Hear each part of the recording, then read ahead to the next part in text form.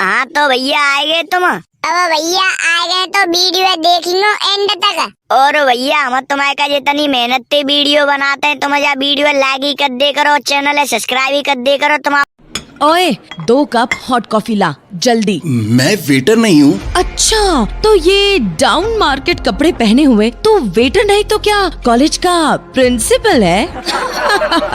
Lucky जिस college में पढ़ता था वहाँ सिर्फ शहर के अमीरों के बच्चे पढ़ते थे। गरीब तो छोड़ो, किसी मिडिल क्लास के बच्चे भी वहाँ पढ़ नहीं सकते थे। मगर एक नए रूल के कारण लकी को स्कॉलरशिप मिली थी और अपने टैलेंट के दम पर उसे वहाँ एडमिशन मिल गया था। बिल्कुल साधारण से कपड़े, कहीं फटे तो कहीं रफू किए कपड़े और चप्पल पहने हुए लकी कॉलेज आता था। रोज वहाँ पढ़ने वाली अमीरों की बिगड़ी औलादें लकी का ऐसे ही मजाक बनाती, खासकर शालिनी नाम की लड़की जो उस शहर के सबसे अमीर बिजनेसमैन की बेटी थी। लकी उस बेहतरीन कॉलेज से पढ़ाई करके निकलना चाहता था, इसलिए सारी बेइज्जती सहता रहता।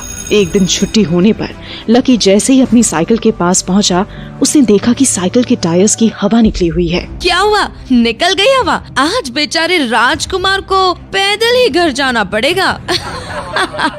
लकी समझ गया था कि ये शालिनी और उसके दोस्तों का काम है, लेकिन वो चुपचाप अपनी पंचर साइकिल लेकर वहाँ से जाने लगा। तभी शालिनी को लेने एक चमचमाती महंगी कार वहाँ आकर रुकी। आज ड्राइवर के साथ शालिनी के पापा भी कॉलेज आए थे। शालिनी अपने पापा की कार देखकर बहुत ही खुश हो गई। उतनी महंगी कार कॉलेज में किसी को भी लेने नहीं आती थी। शालिनी जैसे ही कार में बैठी, लकी अपनी पंचर साइकिल लेकर वहाँ से निकला। शालिनी ने विंडो खोला और लकी की तरफ चिल्लर पैसे फेंक दिए। पंचर बनवा लेना। मगर तभी न जाने क्या हुआ कि शालिनी के पापा कार का दरवाजा खोलकर उतरे और लकी के सामने हाथ जोड़े खड़े हो गए। अरे सर, आप भी इसी कॉलेज में पढ़ते हैं? शालिनी की इस हरकत को माफ कर दीजिएगा, पर आप इतने गंदे कपड़े, ये टूटी साइकिल। शालिनी ये देखकर हैरान हो गई। वो तो सपने में भी नहीं सोच सकती थी कि उसके पापा किसी के सामने हाथ जोड़कर खड़े होंगे, वो भी इस भिखारी जैसे दिखने वाले लड़के के सामने। कभी नहीं। इससे पहले कि शालिनी कुछ समझ पाती, उसके पापा लकी को लेकर कार तक आए और बोले, शालिनी बेटा, तुम इस कार से उतरो, मैंने हमारे लिए दूसरी कार मंगा ली है, इस कार से इन्हें जाने दो। व्हाट? पापा आप इस भीख मंगे को इस कार में भेजकर खुद धूप में खड़े रहेंगे? तुम बस इतना समझो कि इन्हीं के कारण आज तुम और मैं इतनी महंगी कार में घूमने की हैसियत रखते हैं, समझी? शालिनी कुछ समझ नहीं पा रही थी। आखिर कौन है ये लकी? क्या संबंध है शालिनी के पापा का उससे? आखिर क्यों लकी कॉलेज में इस तरह आता है? क्या होगा जब कॉलेज के बाकी अमीरजादों के बीच लकी का राज खुलेगा? सुनते रहिए आगे की कहानी और जानिए क्या हुआ लकी की जिंदगी में। कहते हैं दिल्ली दिल बरों की है, दिल जलों की है।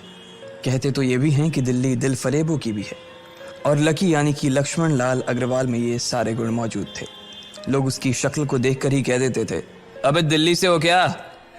लकी वैसे दिखने में स्मार्ट और अट्रैक्टिव था, पर जेब से खस्ता हालत होने की वजह से रहता बेहद सिंपल तरीके से था। शर्ट का रंग उड़ा हुआ और पैंट से पैबंद जुड़ा हुआ। कहने को तो उसकी उम्र के लड़के दिल्ली की सड़कों पर रात को मोटर बाइक दौड़ाते थे, लेकिन लकी उर्फ लक्ष्मण लाल अग्रवाल सिर्फ कमरे से कॉलेज में पढ़ाई और गर्लफ्रेंड डिम्पल के साथ थोड़ा वक्त बिताना, फिर कॉलेज से दुकान, दुकान से जब होम डिलीवरी आए तो वहां, और फिर घर चला जाता था। हाँ, कभी कभी जब वो किसी लड़के को खाली सड़क पर मोटर बाइक दंदनाते हुए देखता तो कहता, एक दिन अपना टाइम भी आएगा जब मैं चश्मा लगा कर बैठूंगा और पीछे डिम्पल को बैठाऊंगा। देखना जब वो मेरी कमर में अपना हाथ कसेगी और मैं तेजी से मोटरसाइकिल को इंडिया गेट के आसपास दौड़ाऊंगा, तो सारे दिल्ली का दिल हम दोनों को देखकर जलेगा। दुकान में रखा हुआ बर्नॉल भी काम नहीं आएगा। लकी ने कहा और अपने हाथ में बर्नॉल की क्रीम को दबा दिया। जैसे ही उसने क्रीम को दबाया, उस क्रीम बाहर आ गई। अबे गधे क्या कर रहा है? वो कोई स्पंज की गेंद है क्या जो उसे दबा रहा है?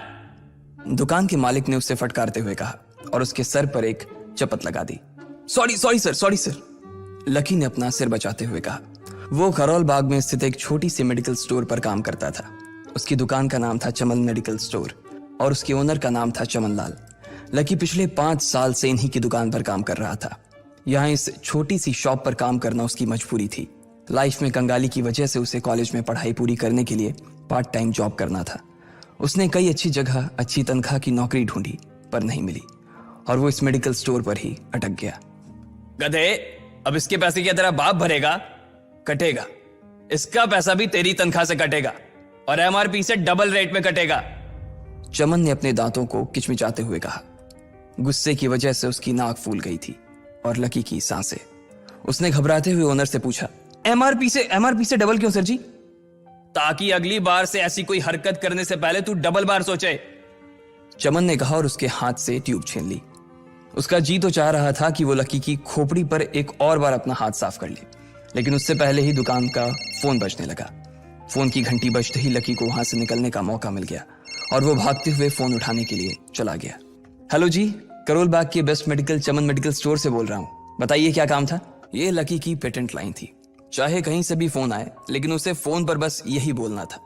जैसे ही इधर लकी ने अपनी बात कही, उधर से जवाब आया, मैं ब्लूमिंग नाइट होटल के कमरा नंबर 303 से बात कर रहा हूँ। एक छोटा सा ऑर्डर है, नोट करो और जल्दी से होटल पर डिलीवर करवा दो। वो एक लड़के की आवाज थी। उसकी आवाज में काफी भारीपन और एक अजीब सी जल्दबाजी थी। जैसे ही लकी ने वो आवाज सुनी, पता नहीं क्यों उसे वो आवाज जानी पहचानी सी लगी। जी सर, बताइए आपका क्या ऑर्डर है? हाँ तो लिखो, हार्ट प्ले के 2 पैकेट और 1 पैकेट टिश्यू। लकी जो कि अपना पेन लेकर खड़ा था, हार्ट प्ले का नाम सुनते ही झिझक गया। असल में हार्ट प्ले नाम का एक कंडो माता था और इसलिए उसका नाम सुनते ही लकी शर्मा गया था। इतने साल से भी मेडिकल की स्टोर पर काम करने के बाद उसे इन चीजों का नाम सुनने में शर्म आती थी। हेलो भाई, लिखा कि नहीं लिखा? उस आदमी ने फिर से लकी से पूछा। जी सर, लिख लिया सर, लिख लिया। लकी ने खिसिया कर हंसते हुए कहा। लिख लिया तो फिर लेकर निकल, उस लड़के ने कहा। उसकी आवाज सुनकर ना जाने ऐसा क्यों लग रहा था कि वो बहुत बड़ा आदमी था। जी सर, मैं सर, लेकिन सर बाहर तो बारिश हो रही है, लकी ने कहा। उसने देखा कि बाहर बहुत तेज बारिश हो रही थी। उनकी दुकान के सामने पानी भर गया था और तेज हवाओं की वजह से चमन मेडिकल स्टोर का बोर्ड भी गिर गया था। लकी को लग रहा था कि वो इतनी तेज बारिश में अभी एकदम से तो नहीं निकल पाएगा, तो उसने उस लड़के को समझाते हुए कहा, सर मैं ऑर्डर तो ले आऊंगा पर थोड़ा टाइम लग जाएगा, बारिश थोड़ी थम जाए आप। इससे पहले कि वो कुछ आगे बोल पाता, फोन पर लड़का बोल पड़ा। तुम्हारे मालिक को पता है कि तुम मल्होत्रा जी के लड़के को मना कर रहे हो? हाँ पता है, बारिश हो रही है, इसलिए सारा सामान अच्छे से थैली में पैक करके लाना और लेट नहीं होना चाहिए, समझे? उस लड़के ने कहा और इससे पहले कि लकी आगे कुछ कह पाता, उसने फोन काट दिया। उधर से लकी के दुकान का ओनर उसे घूर कर देखा जा रहा था। लकी के हाथ में पेन और पेपर देखकर ही वो समझ गया था कि उसके पास कोई ऑर्डर आया था। आज वैसे भी इतनी बरसात होने की वजह से सुबह से इक्का दुक्का ग्राहक ही दुकान पर आए थे। ऐसे में उसकी दुकान का मालिक एक भी ऑर्डर को छोड़ना नहीं चाहता था। वो लकी को देख रहा था और लकी बारिश की ओर देख रहा था। बारिश का बहाना नहीं चलेगा, जाना पड़ेगा, चमन लाल ने कहा। मैं बहाना नहीं कर रहा सर, थोड़ी बारिश धीमी हो जाए तो मैं चला जाऊंगा। अभी आप खुद ही देखिए कितनी तेज बारिश है। वो पता नहीं कोई मिस्टर मल्होत्रा का कोई बेटा कुछ ज्यादा ही जल्दी में था, मैं साइकिल से तो पहुंच नहीं पाऊंगा इतनी जल्दी। लकी ने उनकी ओर देखते हुए कहा। क्या कहा? मिस्टर मल्होत्रा जी का बेटा? तू मेरी दुकान बंद करवाएगा क्या? अभी क्या भी निकल उनका ऑर्डर लेके, वो हमारे बहुत पुराने कस्टमर है, चमन ने कहा। पर लकी ने कहा ही था कि चमन बोला, पर कुछ नहीं, तू मेरी मोटरसाइकिल ले जा, उसने गुस्से में कहा। अरे सर जी, 200 के ऑर्डर में मुश्किल से 40 रुपए बचेंगे, इससे 3 गुने का तो पेट्रोल ही लग जाएगा, और अगर गाड़ी रास्ते में बंद हो गई तो अलग से खर्चा, लकी ने समझाते हुए कहा। वो जानता था कि उसका मालिक इन सब बातों पर ध्यान नहीं देने वाला। चमन लाल बोला, कोई बात नहीं, तू जा, चाहे जो हो जाए ग्राहक नाराज नहीं होना चाहिए, और वैसे भी वो मल्होत्रा जी का बेटा है। चमन लाल ने मोटरसाइकिल की चाबी लकी की ओर उछालते हुए कहा। लकी ने चाबी ली। उसे देखकर उसके अंदर मिक्स फीलिंग आ गई। एक तो वो बहुत खुश हुआ कि बड़े दिनों बाद बाइक चलाने को मिलेगी, पर वहीं दूसरी तरफ दुखी इसलिए हुआ कि बाइक मिली भी तो ऐसी तेज बारिश में, अगर खराब हो गई तो इसकी चपत भी उसके सिर पर ही पड़ेगी। वो मुंह लटकाकर रेनकोट और हेलमेट पहनते हुए वहां से निकल गया। बाहर आकर बाइक को देखा तो लकी ने मन में सोचा, चलो ठीक है, जो होगा देखा जाएगा, कम से कम बाइक तो चलाने को मिल रही है। दरअसल लकी इतने साल काम करने के बाद भी अपने लिए एक मोटरसाइकिल नहीं ले पाया था। लकी की तनख्वाह ही इतनी भर थी कि सिर्फ उसके कमरे का किराया, उसकी साइकिल में डालने वाली हवा का खर्च, बिजली पानी का बिल और डिम्पल के साथ महीने में 1-2 बार बाहर खाने का खर्चा ही निकल पाता था। उसे डिम्पल की कही बात अक्सर याद आती थी, लकी अगर अगले 2 महीने में तूने बाइक नहीं खरीदी ना तो मैं तेरे से ब्रेकअप कर लूंगी, देखना। असल में डिम्पल को लकी के साथ बाइक पर घूमने की बड़ी तमन्ना थी। लकी की इस उजाड़ जिंदगी में एक वही तो थी जिसके लिए जिंदा रहने को उसका जी चाहता था। जब भी वो उससे बाइक की बात करती तो लकी डिम्पल की इस बात को हंसकर टाल देता था। वो अपने मन में इस बात को अच्छे से जानता था कि डिम्पल उससे बहुत प्यार करती थी और वो उससे कभी छोड़ कर नहीं जा सकती थी। वो दोनों एक दूसरे में ऐसे घुले मिले थे जैसे बादल बरसात में घुल जाती है। लकी को डिम्पल बहुत पसंद थी और वो उसके लिए दुनिया जहां की खुशियां खरीद कर ला देना चाहता था। वो चाहता था कि एक दिन वो डिम्पल को प्लेन में बैठाए, लेकिन उसके ये सब ख्वाब इस कम तनख्वाह की नौकरी की वजह से कभी पूरे नहीं होने वाले थे। पर आज उसके पास एक मौका था। वो डिम्पल को अपने साथ इस बारिश में राजपथ घुमाना चाहता था। वो उसे दिल्ली दिखाना चाहता था। चमनलाल को देने के लिए उसने पहले से ही बहाना सोच रखा था।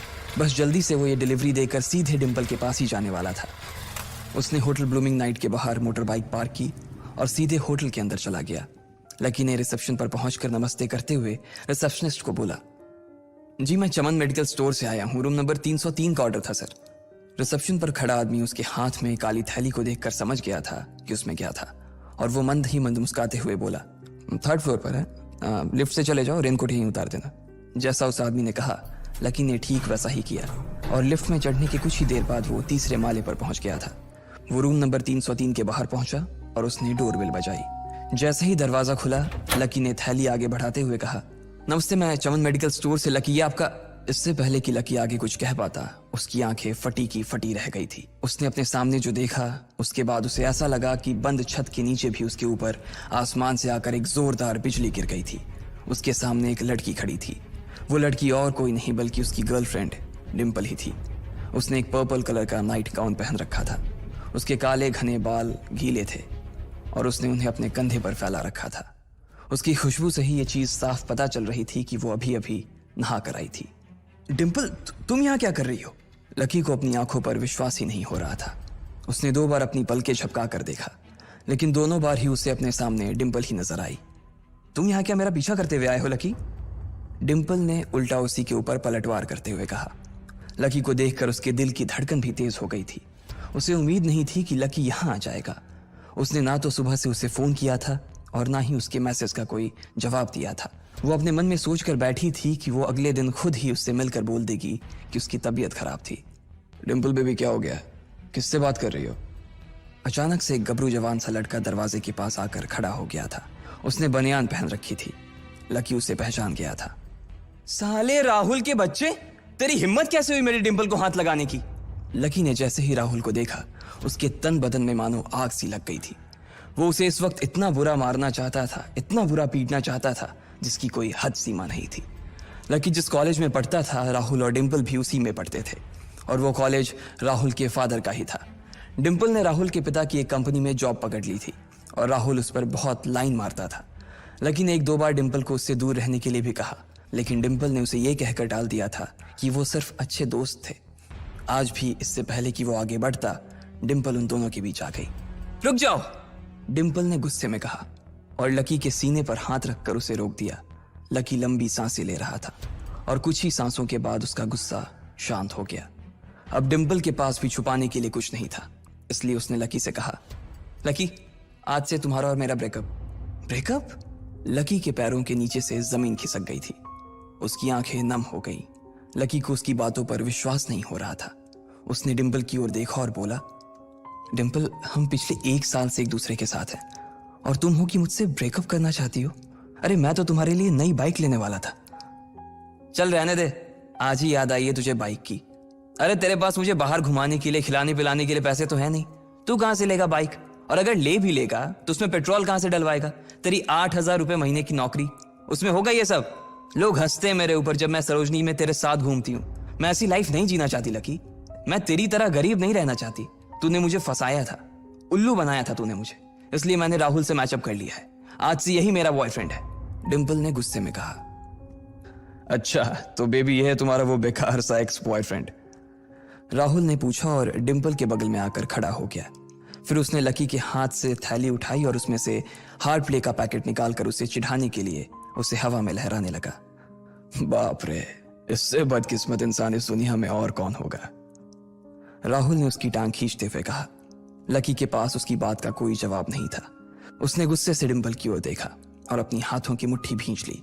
फिर वो वहां से निकल गया। अबे पैसे तो ले जा, सब कुछ फ्री में देता जाएगा क्या? राहुल ने जोर से ठहाके लगाते हुए कहा, लेकिन लकी बिना उसकी बात सुनते ही निकल गया। उसके दिमाग में डिम्पल के कहे शब्द गूंज रहे थे। उसने कभी सपने में नहीं सोचा था कि डिम्पल उसके साथ कुछ ऐसा भी कर सकती थी। जिस इंसान के लिए वो इतना कुछ करना चाह रहा था, उसे उसकी कोई कदर ही नहीं थी। लकी इतना हताश हो गया था कि बुरी तरह से रोने लगा। इस बार वो लिफ्ट से नहीं बल्कि सीढ़ियों से नीचे उतरा और एक ही एक सीढ़ी उतरने के साथ उसके आंसू आंखों से छलकते जा रहे थे। जब उसकी आवाज सुनकर कुछ लोग अपने कमरे से बाहर आए तो लकी ने तुरंत अपने आंसू पोंछे और तेजी से वहां से भाग गया। उसे जिंदगी में पहली बार प्यार हुआ था और पैसों की कमी की वजह से ना सिर्फ उसका प्यार बल्कि उसकी पूरी जिंदगी बर्बाद हो गई थी। लकी जैसे ही बाहर आया तो उसने देखा कि बाहर अंधेरा हो गया था। आसमान में तेज बिजली कड़की और बारिश जो थमी थी एकाएक फिर से झमाझम बरसने लगी। ये देख लकी के थमे हुए आंसू एक बार फिर से छलक गए। उसका दिल बुरी तरह से टूट चुका था, लेकिन उसे इस बात की खुशी भी हो रही थी। आखिर आज उसे डिंपल का असली चेहरा नजर आ गया था। वो तो उसके साथ घर बसाने की सोच रहा था, लेकिन अच्छा हुआ कि उसने पहले ही उसका घर बर्बाद होने से बचा लिया। लकी को दुख तो बहुत हो रहा था, पर उसे यह भी लग रहा था कि उसे आगे चलकर यही दुख उसे खुशी देने वाला था। लेकिन एक चीज थी जो लकी को परेशान कर रही थी, वो थी उसकी माली हालत। उसकी जेब इतनी तंग थी कि उसे फटी हुई जेब की पैंट पहनकर घूमना पड़ता था। कभी कभी तो लकी सिर्फ रोटी खाकर दिन काट लेता था। वो कब से कोशिश कर रहा था कि कोई अच्छा काम पकड़ सके, लेकिन उसे कोई काम देने को राजी नहीं था। उसने टूटे हुए दिल को दिलासा देते हुए मन में सोचा कि डिंपल पर खर्च होने वाले पैसे बच जाने से शायद उसके हालत सुधर जाएंगे, पर फिर भी वो रातों रात रईस नहीं हो जाने वाला था। उसने ऊपर आसमान की ओर देखा और जोर से चिल्लाया, अगर इतना ही अनलकी बनाना था तो फिर नाम लकी क्यों रखा भगवान? वो जितनी जोर से चिल्ला सकता था उतनी जोर से चिल्लाया। उसकी आवाज से आसपास खड़े लोग एक बार तो डर गए थे। लकी ऊपर ही देख रहा था और उसके आंसू बारिश के पानी के साथ मिल गए थे। जैसे ही वो फूट कर रोने को था, तभी उसके फोन पर एक मैसेज आया। जैसे ही लकी ने अपना फोन निकालकर उस मैसेज को पढ़ना शुरू किया, उसकी तो आंखें ही चमक गई। अचानक उसके आंसू हंसी में बदल गए और वो जोर जोर से वहीं सड़क पर नाचने लगा।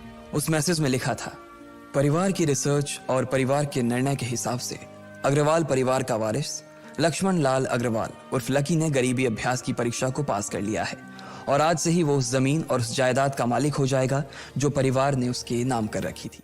आखिर क्या करेगी डिंपल जब जानेगी वो लकी का पूरा सच? जानने के लिए सुनते रहे Insta millionaire only on pocket FM।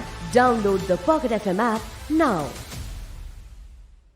बाकी हाँ, आप में से बहुत से लोगों ने चैनल को सब्सक्राइब नहीं कर रखा है, तो जो भी लोग चैनल पर न्यू आए हैं भाई, ये सब्सक्राइब का बटन है, इसको दबाना होता है। तो जाओ दबाओ और इस ग्राफ को ठीक